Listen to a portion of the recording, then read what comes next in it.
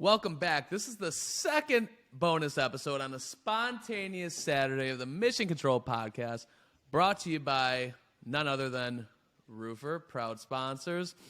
If you need help, end-to-end sales solutions, you want quick, instant measurements of those roofs, and you want your prospects to be floored with clean and pristine presentations of the price, allowing them to sign, hit up Roofr.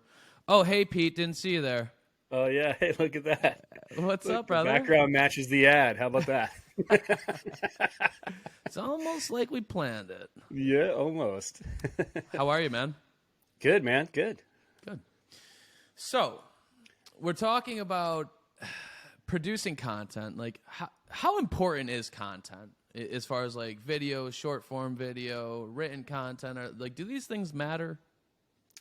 Yeah, I mean, I think that, I think if you had any questions about it, the number of people that were walking around with their phones out or cameras following them at RoofCon when we were there probably answers that question for you about how important people think content is, right? And, I think content is just become a staple in our society in general. But, especially lately here in the industry, I think it's something that has grown considerably because we see it as a way to get our names out there and get our face in front of people and be able to spread a message, and I think that, it's becoming a crucial part of the business, not only for, us as vendors in the industry, but, I think roofers are now seeing the value in producing content as well. Yeah, it's interesting because I hopped on at like 7:30 in the morning with 6:30 Chuck's time. So Chuck Allen with the Keeping It Rio, the host of that podcast and the owner of Rio Blanco Construction, he explained to me within the hour and a half that we spent together that he'd watched a video of somebody a couple years ago, a guy by the name of Mike Code, I believe. And there was something, it was just him walking his dog, and there was something that he said that resonated with him, and what became of that was Chuck began following him. It turns out it ended up being like a mentor-mentee relationship, and he's had a considerable impact in Chuck's life and business, all from just a piece of short-form content of the guy walking his dog, holding a bag of dog shit, and talking to the camera.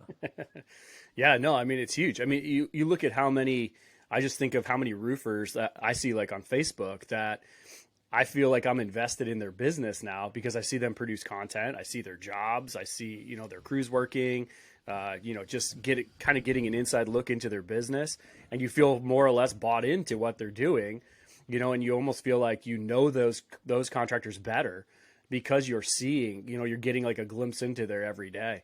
And, I think of Marathon Construction, Johnny Mara. I think he does a great job, produces some great, like drone footage and stuff like that. Like he's one that comes to mind right off the bat of somebody who's constantly producing content on his Facebook page. And, and I feel like, that name comes up and I'm like, oh yeah, I know those guys. And I don't think I've ever even had a conversation with Johnny, to be honest, but I feel like I know his business because I just I see him all the time on there. So.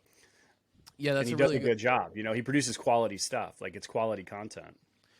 Yeah, that's a really good point. And I think within that, it's like, okay, your first video doesn't have to be your best video. That should be your floor, not your ceiling, right? So just get out there and do the shit. And the same way that you feel about Johnny's company is ultimately like how you guys want people that you care about, so prospective customers, maybe other people in the industry. I'm sure you want that same feeling pulled out of them when they're thinking of your business or thinking of you. So, building that rapport just by virtue of putting out some information and, content, video specifically, is a great way to do that. Okay, so we understand that content's important, right? We can all agree on that. Content is important. How should you go about creating content? Like, what lens should you look through? Is it, I'm going to create this content just to be able to drive some revenue, and that's the end game? Is it's no strings attached? Is it somewhere in the middle? Like, what's your take on that, Pete? Yeah, I mean, my take on it is, regardless of whether I'm, Pete at Roofr or whether I'm Johnny Mara at Marathon Construction, Marathon Roofing. Sorry, Johnny. I think you are Marathon Roofing. Sorry, Johnny. Sorry, Johnny. But, I think it's the reason you produce content is to educate people, right? It's to spread a message. It's to get the word out.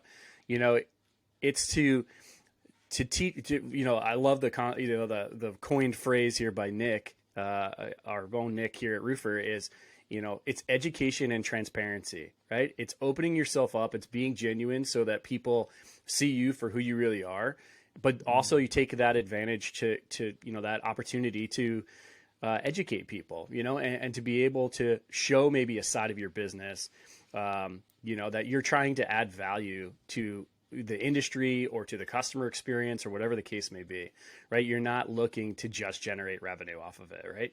I mean, that's a byproduct of a lot of times, right? Like ultimately a byproduct of educating people is that they're going to feel like they trust you and they respect your product. And, you know, like Chuck said, you know, he found value in what that guy said. And so now he's involved with that person, right? Same idea here, right? Like if I look at Marathon Construction and I see those videos and I'm like, man, those guys have great professional polished content. They look like they're doing a fantastic job, right? The quality is there.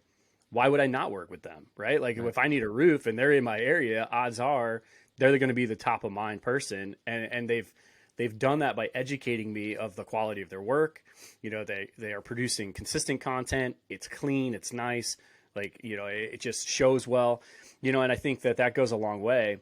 You know, they're not looking to monetize it. Like Johnny's not looking to monetize that when he, you know, when he creates a drone footage of a house. Like he's not thinking, you know, I'm doing this to hopefully somebody will sponsor this post and, you know, and I'll make money off of it. Like that's not what he's looking for. He's looking to educate the public as to what he does, the quality of his work.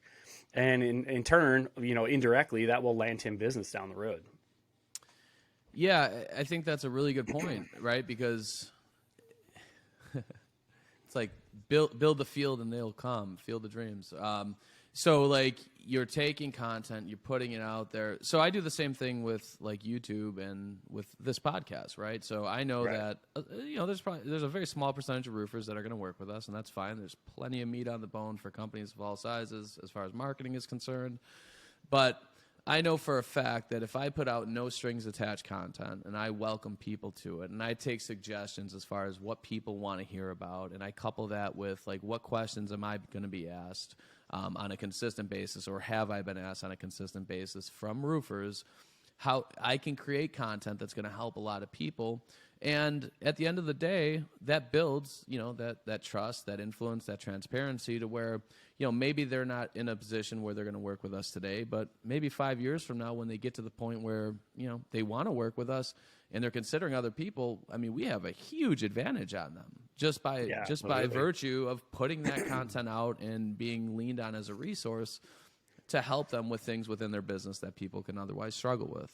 Right. Yeah. Yeah. I mean, you become the household name, you know what I mean? Like you become the person that's top of mind because they're like, oh man, I remember that fire content he put out, you know, or I love that podcast, you know, you know, and that's what makes, you know, they're going to think of you first because they're thinking of that. Like you said, like it might be 5 years down the road that they come around to finally, you know, in a position to work with you, but that could be 5 years of them listening to you put out content, you know, to where they're like, man, I already know this dude. Like, it's an easy choice to work with him. Like, I've been watching him for 5 years or 2 years, you know, produce content. And I feel like I know his business and I feel like I know, you know, his values and his mindset behind, you know, what he's doing. And, you know, it goes a long way, you know, because I think that when you turn the camera on yourself, right, it changes things a little bit because at some point, if you're fake, people are going to figure it out. You know, and if you're genuine, then people are getting to really see who you are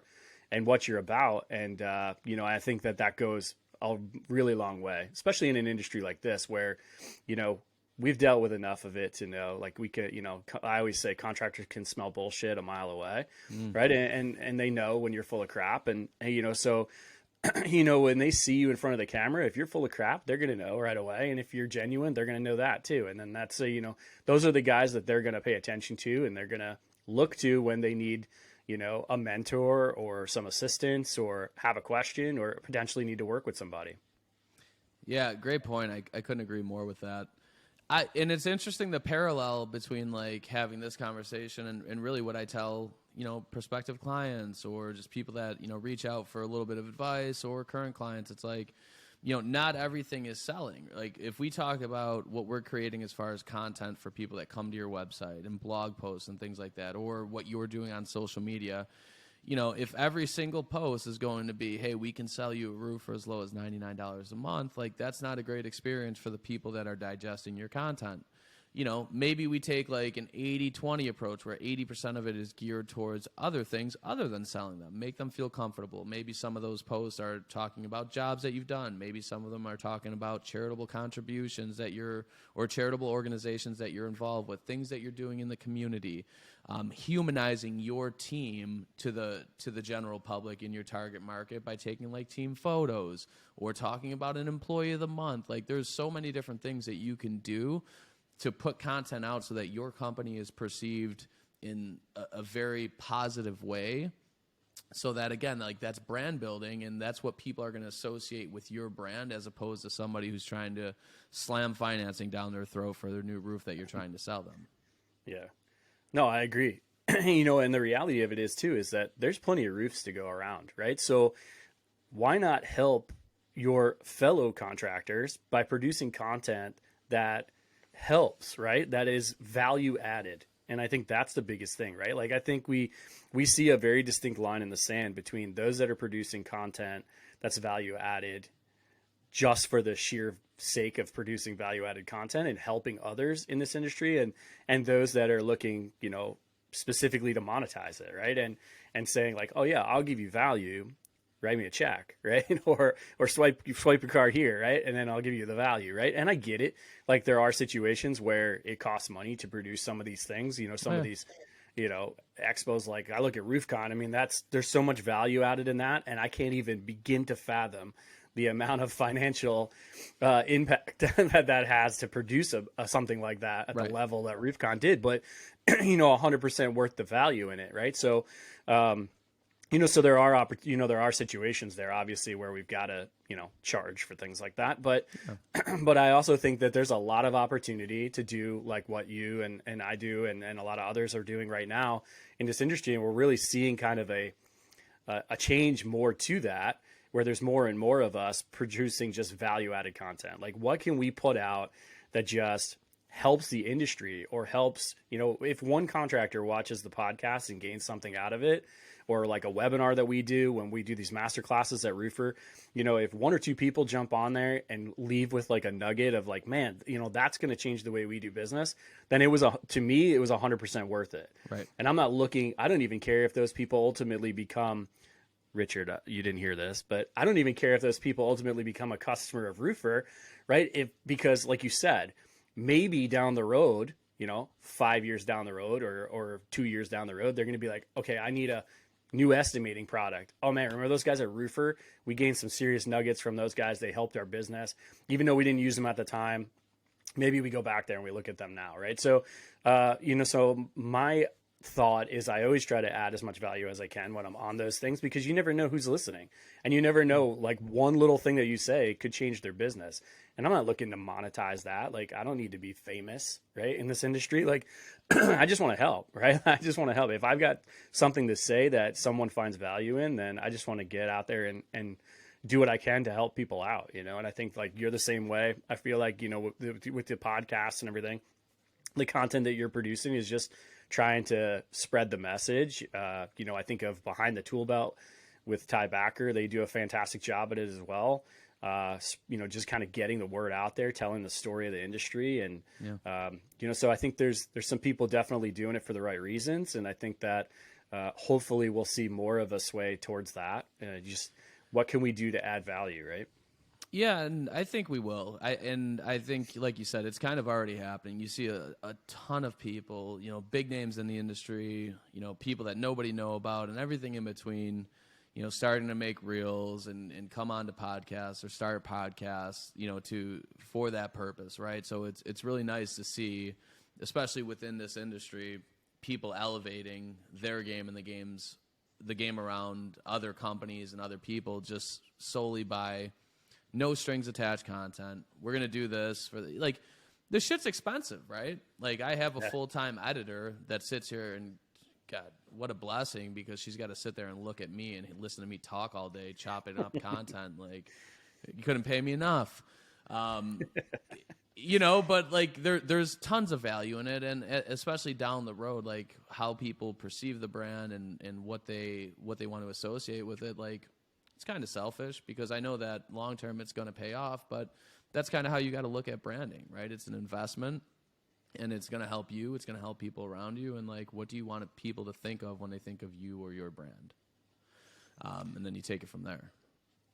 Yeah, you know, and one of the things that I've noticed just in the short time that I've been in the industry is that the people who produce the value added content that are just there to give it out, right? Like are just producing those reels or producing podcasts, just, you know, spitting content that is value added to the industry are the ones that have longevity, right? Like they're the ones that are sticking around. They're not the flash in the pan people who come out and are going to change your business. And then a year later, you're like, what happened to that guy? Right? Like, what happened to that person? Like they were, you know, they were all over the place and now I never even see them again. Right. So it's like, you know, I think that the industry sees it too, right? Like the industry knows who the genuine folks are. And you know, and I think that those are the people that you see last. And those are the people that really are truly adding real content to it because they're, you know, they're getting the experience by being in the industry for a long time. They're not a flash in the pan, right? Like they're not gonna, you know, be popular for a year or so and then be gone, you know, and we're like, what happened to that guy? Like I thought he was going to change my business and now he's vanished. Right. Like, right. You know, so I think that it's, you know, it bodes to the type of content you're putting out and how you're looking to add value. And, like I said, you know, contractors can smell bullshit. And I think that, you know, for some people that happens and, you know, they can pull the wool over people's eyes for a little while. And then you know, once the truth really starts to show, then everybody's like, okay, like we're done. We're moving on to the next guy. Right. But it's the value added guys. Like, you know, I think of, you know, it's funny that you're doing this spontaneous Saturday mornings because I have so many conversations on Saturday mornings with people in the roofing industry. It's crazy. I don't know why Saturday mornings are like our time, but yeah.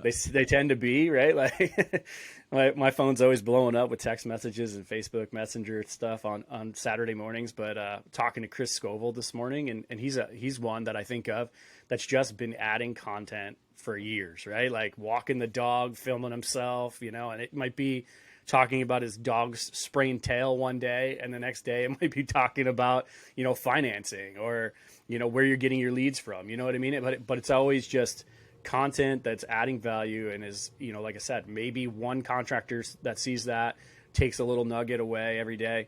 And, you know, and that's why, you know, years later, Chris is still producing content and is still very effective and is very powerful in the content that he produces. Yeah, shout out to Chris for all those deals that he's got financed through Service Finance. We appreciate you, brother. Yeah. Not all heroes wear capes. Yeah. That's so Gotta love the dog walking videos. Love the dog walking videos. Neighbors probably think he's absolutely crazy. Yeah, and I think as it relates, like, if we pivot back to talking about roofers and content, like, it's easy to overthink it, right? It's, you know, a lot of people think, okay, I'm getting on camera, I'm nervous. It's got to be perfect. Again, it doesn't have to be perfect. Your first video will probably be your worst video. Your second one may be marginally better. It may not be measurable how much better it is, but if you consistently take opportunities just to talk about your business, talk about the industry, talk about questions that people ask you when you're going and visiting homeowners, like that's the type of content other homeowners are going to find relevant and helpful, are things that you're being asked by homeowners because guess what? They both own a fucking house. Right? Yeah. And like remove yourself as the industry expert in knowing every facet of roofing because the majority of people don't know shit about roofing. You know, so try to take it from the perspective of like, hey, I'm a homeowner and I don't know anything about roofing. I'm going to answer some questions that I commonly get asked or my sales rep commonly gets asked. Do you see a lot of roofing contractors actively creating content, not only themselves, but having team members create content for them? Yeah, I think at this point, it's mostly around the owners, right? Like, I don't know that I've seen anybody where their team members really are producing a lot of content. A couple, Shout out to John Bros and Ty Meredith, because I see MHI guys doing content all the time. It's funny. I ran into a group of guys out of Texas at RoofCon, and the guy was like, "Oh yeah, let me show you my guys," and he literally pulled up an Instagram account, and it was all reels that his team had done on the roof. They had filmed on the roof, and he was scrolling through the content, showing me a bunch of stuff that his guys had done, and just everything from them kind of goofing around and doing funny stuff to, them talking about what they were doing and just guys physically working, and it was good content. Like, it was good content, like you said. A lot of times it doesn't have to be super polished or super clean. Like, I think in the industry it's more genuine, right? To see what are things really like, right? And I think that we can go. It'll go a long way as far as, like you said, the homeowner goes. Like, I know Jordan Harrison put out some content this week about, like, actually showing people, hey, if I was, let's say, a plumber, right, and I go into a house and say, like, you have a plumbing problem, this is what I would do to fix it, right? Because you're adding value. You're saying, like, okay, if you didn't hire me, this is what you would do to fix it, but someone may look at that and say, okay, like, I could tackle that myself, or damn, that's a big project, I better hire this guy as my plumber, right? So it's like, it can go both ways, but either way, you're adding value to that person's day, right? So it's a genius way to do it. And and I think that just being genuine about your content and being able to say, like, hey, this is what we do, this is what our everyday looks like. I think that's a huge part of it. And don't be afraid to turn the camera on yourself, because I think that's when things get really get really genuine, for sure. Yeah. No, and I dude, the point about what you just said about Jordan's content, like, if I'm a plumber and I'm producing that type of content and people in my audience are seeing it, it's like, one, it starts to build that rapport with them, right? Their first impression is you helping them, which is a really good thing. Two is, like, you made a distinction between the do-it-yourself and I'm going to hire somebody, right? So, like, what better way to qualify somebody than to give them the information they need to fix it, right? And if you want to do it, it's this simple. Or you could just hire me, because it's not like, not every DIY is going to be because it's money. Like, some people just like to do shit like that, right? Like, they're proactive, they want to get their hands on it, and I'm going to try to fix it. And then on the other side of it, not everybody who has the money to invest in the project wants to. And there's, like, a whole spectrum there, but, like, I think of it like, you might just hire somebody for the convenience, even if you know how to do it. And a lot of people do, right?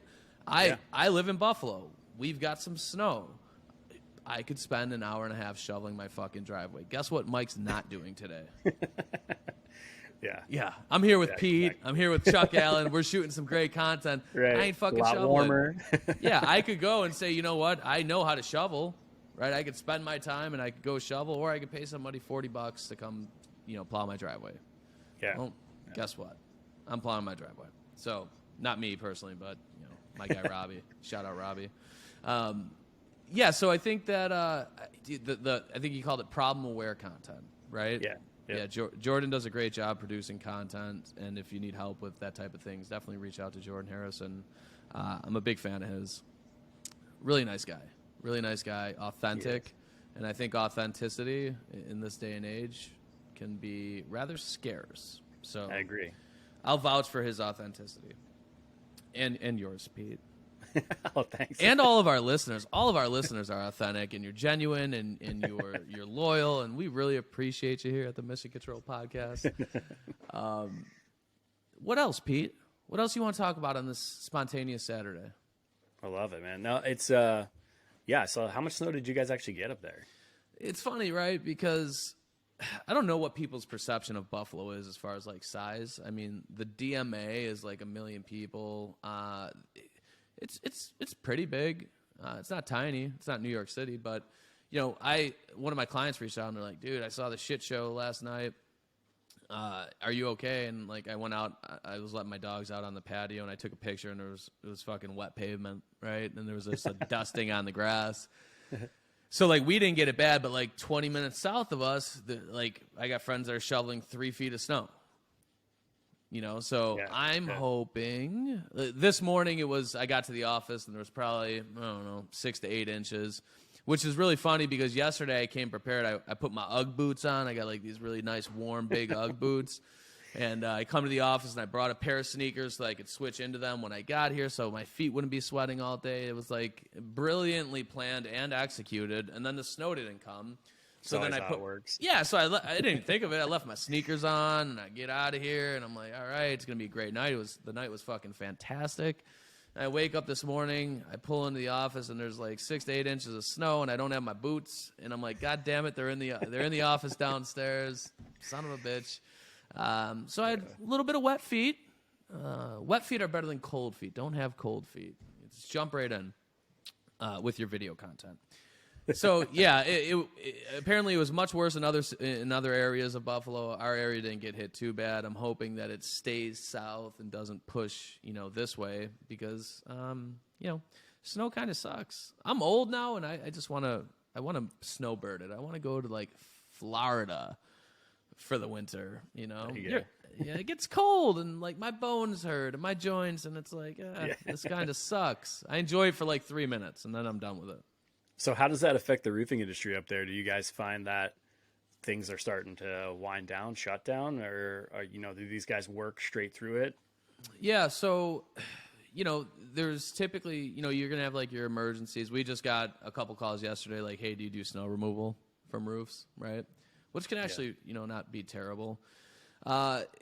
Typically, like, we keep ad campaigns running through the winter here, and you're going to get calls and whatnot. And even if it's something where you're building your pipeline for the spring, as far as like tear-offs and shit, like there's obviously a severe drop-off, when it gets 12 degrees and there's a foot of snow out.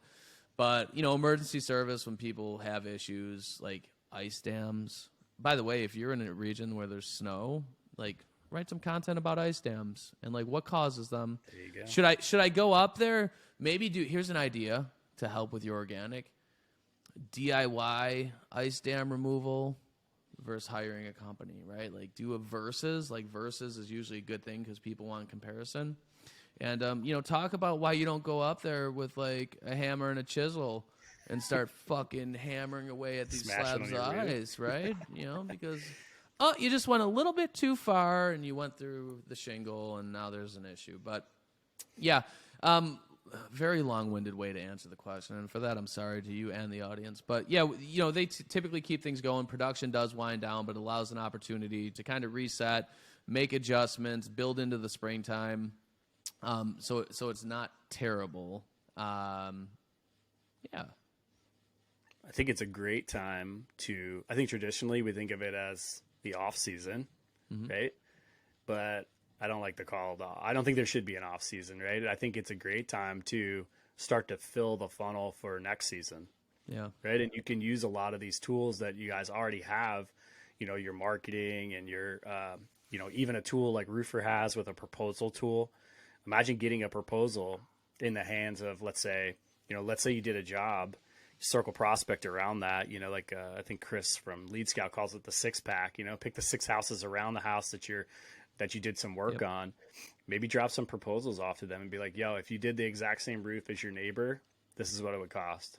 Here's a proposal for it. Tell us what you think. You don't have to tell us now, but now you have it. Now you have the information, right? And I think it's a great opportunity to utilize some of these tools that we have, inside of our CRMs or our quoting tool, or, the ability to run some targeted ads around some stuff, like an instant estimator, and drive some people to them and capture them as leads now, with the idea that, if the weather breaks, we're ready to go. We have some work to do, or if the weather doesn't break, then we're filling our funnel for when the season starts. Yeah. Yeah. That's a great piece of insight. I love that, Pete. This just made me think of something. It made me think of 2 things, right? So like springtime, doing rehash campaigns, going back to everyone that didn't buy and re-engaging them in some capacity, whether it's a phone call, whether it's an email with like a drip campaign associated with it. But then I was thinking, if we took, so let's say I own a roofing company and I do X amount of millions of dollars and it's fantastic. Fear motivates people. We can agree on that, right? Like, people buy because they fear on missing out of a potential outcome, or they fear what's going to happen if they don't, whatever the case may be. But what if we did something? So the cost of like building supplies, so things like plywood, right, shingles, like they're on the rise. They have been, and I mean, over the last 2.5 years, it's been significant, right? There's been some huge swings, from my understanding.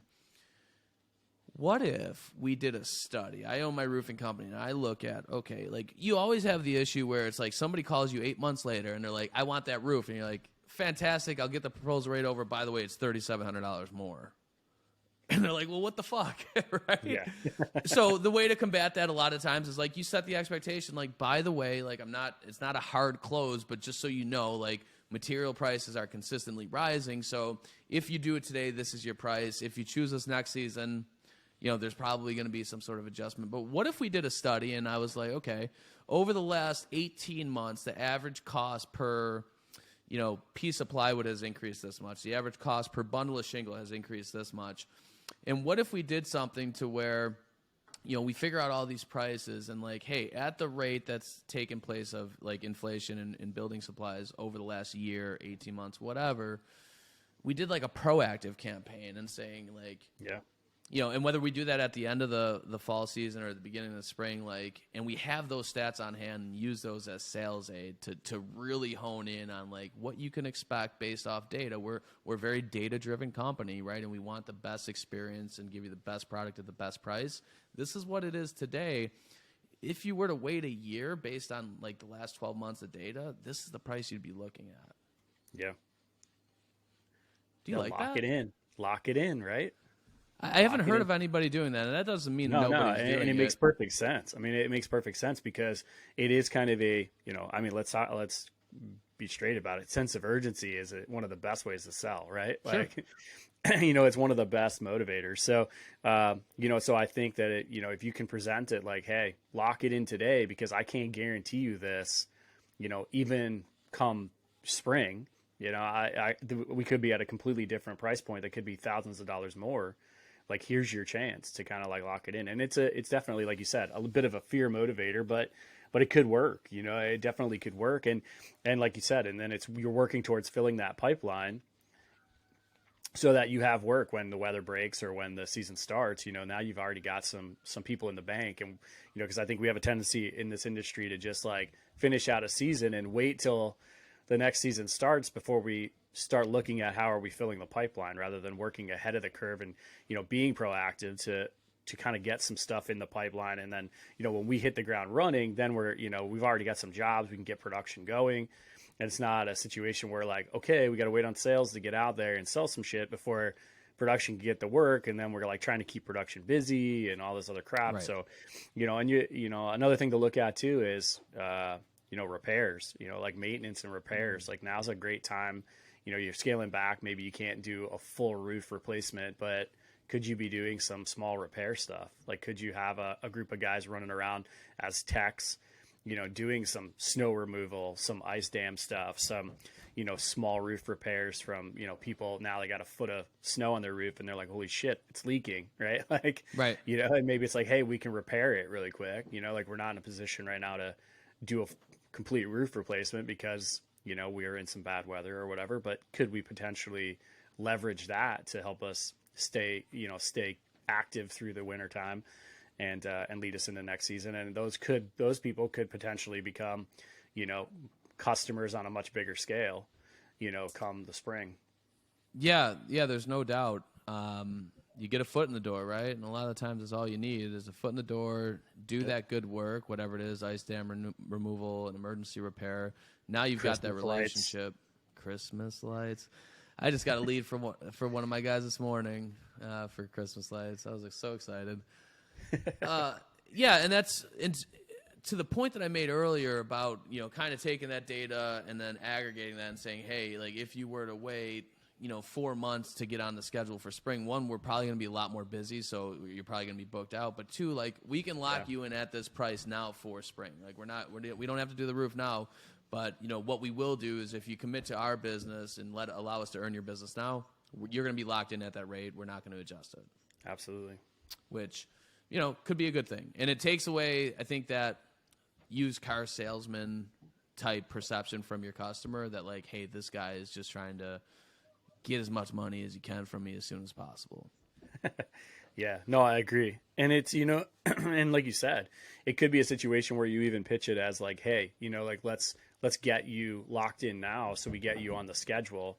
Yep. And it's not a situation where you come back to me in June and I'm like, a month out because I'm packed solid on the production side, because let's be honest. I mean, that's for a lot of contractors, that's a huge logjam is, they got more work coming in than their production team can handle. And they've got these huge lead times of, between signing of a contract and actually getting production, which goes back to my process conversation at RoofCon and making sure your production is sound before you dial in your sales process, right? Because you don't want to overload those guys and create a horrible customer experience by selling jobs that you can't handle, right? And, I mean, I've seen it. I've seen contractors that were 2 months out on being able to install a roof that they just sold.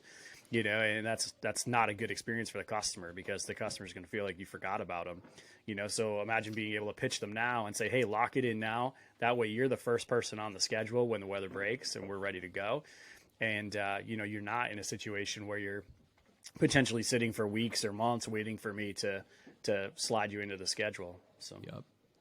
Yeah, that's also a really good point. I think that, I see it all the time when you get, even on the lead side, especially Ascend Digital customers, God, when you get all these leads, nice. if you're booking out, like there's a point of resistance to where like if you're booking out more than, let's say, 10 days, 7 days to get a salesperson out there, for instance, right? Like people are much more likely to be like, I'm good and call somebody else, or 2, book that appointment and then churn before you get there, right? So they cancel the appointment, they ghost or what have you, and that's kind of exactly what you're talking about with the production side. Now, if you're a very specialized, let's say, kitchen remodeler, right, and you're like, hey, we're 4 months out and it's $150,000 reno, it's a big difference between what the customer expects on that side and what they're willing to wait for versus having a roof installed. And I don't mean that to be disparaging towards roofing contractors, but it's a completely different customer. The expectation of the customer is completely different. And I think that more people would be willing to wait for like a huge upscale renovation than somebody just, I hate to oversimplify it, but throwing architectural shingles up on their home because that's how they're going to look at it. I mean, in the reality of it is, if I'm remodeling my kitchen, that's something I have to look at every day. So I'm going to make sure, that I get the best guy for that job and I want the highest quality. And I don't think, unfortunately, that a lot of times customers think that way when they think of a roof, right? They're just like, just put it up there. As long as it's protecting my house, I don't really care who installed it, right? Which is not the greatest way to look at it from a customer standpoint, but in reality, like let's be honest, that's kind of how it's approached. So like you said, if it's a situation where I come back to you as a customer and say, great, love to do your roof, it's going to be a month before I can get here, odds are you're going to just be like, you know what, I'll just go someplace that can do it sooner, get it over with, right? Because now you've created this expectation of a bad experience right from the very beginning. I even talk about creating a proposal, like if you go into a house or onto a house to do an inspection and it takes you 3-4 days to get that person, a proposal, odds are it's going to take you a while to come back and do the roof. So you've created a bad expectation and a bad customer experience before you've even signed a contract, so it's, think about it from day one. Like, how quickly can I get them a contract? Like, I want to look like I'm efficient from the minute I step in their house, right? And I think so many times, I always use my neighbor.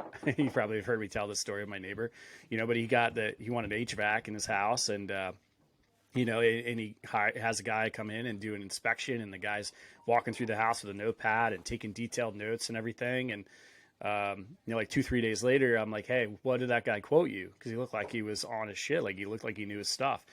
And he's like, I don't know. He hasn't given me a quote yet. And I said, don't hire him. Don't hire him. If it takes him 3 days in today's day and age to get you a quote, like, he's in the Stone Ages. Like, there's so many tools at his disposal to pump you out a quote from his truck. There's no reason for him. There's no excuse for that guy to not be efficient enough to get you a quote back in, less than 24 hours, right? If it's 3 days down the road, like you're not a priority for him, which means you're not going to be a priority when it comes to the production end of things. And that's not that you're going to have a terrible experience. Like you're going to be that person calling that contractor saying, yo, where are you? What happened? I haven't heard from you in 3 weeks. Right. And that's, that now we're into those are the customers that end up becoming a problem. I mean, I did interior stuff for a long time, and the quickest way to get a customer nitpicking every single thing you're doing is to create a bad customer experience, not be there on time, not show up when you're supposed to, take a while to do things, whether that be because the material is short or whether your labor is short. Now they're already like second guessing hiring you, so they're going to be all over the work you do. Right. And that's the last thing we want as a contractor. So the takeaway here, folks, is Pete's single-handedly breaking the backs of small businesses in New Jersey. Exactly. No, I think you're absolutely right. And I think that that's oftentimes overlooked is like the associations that customers make based on their experience. And yeah, it could be something where if they expect a quote, let's say you got 3 people going out to see them and 2 of them get them a quote right away.